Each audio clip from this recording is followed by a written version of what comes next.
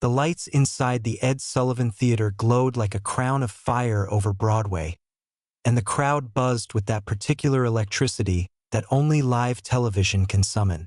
Backstage, producers whispered into headsets, cue cards shuffled like nervous birds, and somewhere beyond the curtain, a band riffed playfully as if warming up for battle.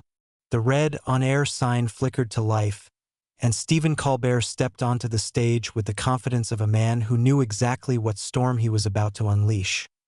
Across the country, in living rooms and bars, viewers leaned closer to their screens. The monologue began lightly, almost deceptively so. Colbert grinned, adjusted his tie, and made a few opening jokes about polls, golf handicaps, and the eternal mystery of spray tans. The audience laughed, obedient and warm, but then his tone shifted, paws stretched thin.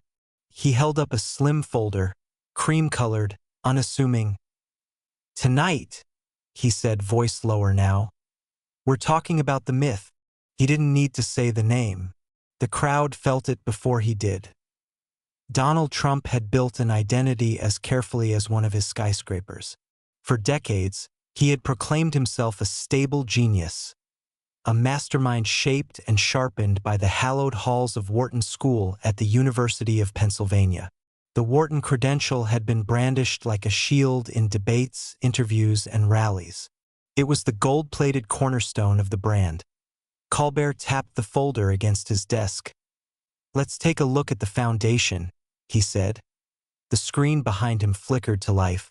Grainy yearbook photos appeared, sepia-toned and frozen in time. Young men in narrow ties and polished shoes stared blankly from another era. The audience murmured.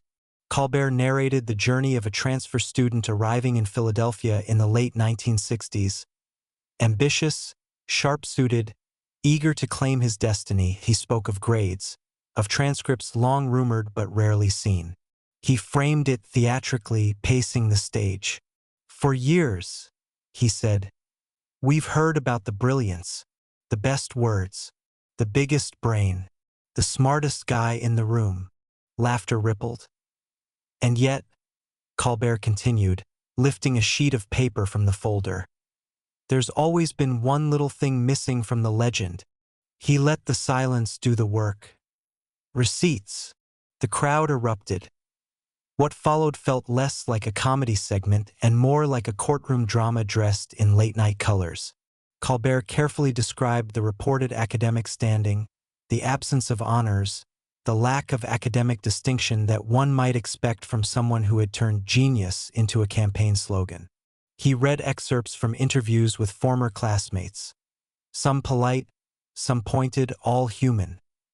The narrative he painted wasn't of failure, but of ordinariness. And that, perhaps, was the sharper blade. Cut to a private club in Florida, where chandeliers glittered above marble floors and television screens were rarely turned off. Mar-a-Lago hummed with its usual evening rhythm. A small group had gathered near a bar, and on one of the mounted screens, Colbert's show played at low volume. Trump sat stiffly in a high-backed chair, a half-finished Diet Coke sweating beside him. At first, he dismissed it with a wave of the hand. "Fake," he muttered. "Total fake." But as Colbert's segment gained momentum, as the audience laughter grew louder through the speakers, something shifted. The folder, the yearbook images, the steady drumbeat of implication. Trump's jaw tightened. He leaned forward. On stage in New York, Colbert struck a rhythm, weaving satire with suggestion. He contrasted campaign boasts with documented facts, replaying old clips of Trump declaring himself one of the smartest people anywhere in the world. The juxtaposition was brutal in its simplicity. The audience roared when Colbert deadpanned, "Turns out, top of the class may have meant top of the cafeteria line." The laughter wasn't cruel. It was cathartic.